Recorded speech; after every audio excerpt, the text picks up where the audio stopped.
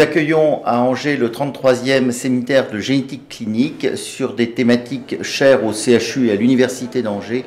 que sont la neurogénétique et les maladies mitochondriales.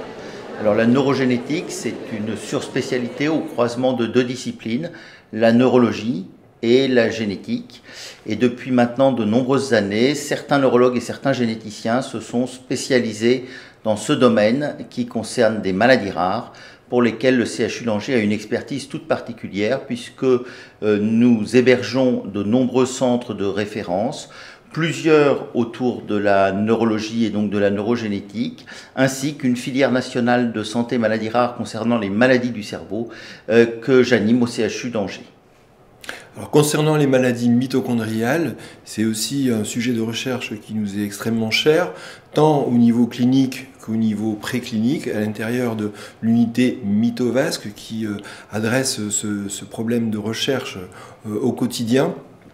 Et donc l'interface entre les aspects cliniques et les aspects précliniques sont extrêmement importants à développer pour que tout ce qui soit fait en préclinique puisse ensuite être transféré vers la clinique pour apporter des thérapies vers les patients.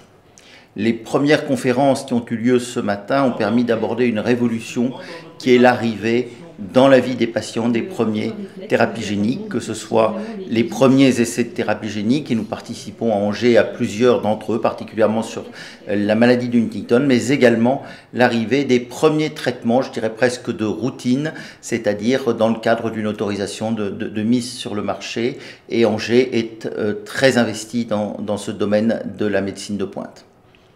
On peut rajouter aussi que par rapport aux maladies mitochondriales, nous sommes en train de développer au sein du laboratoire des thérapies géniques, des thérapies pharmacologiques et des thérapies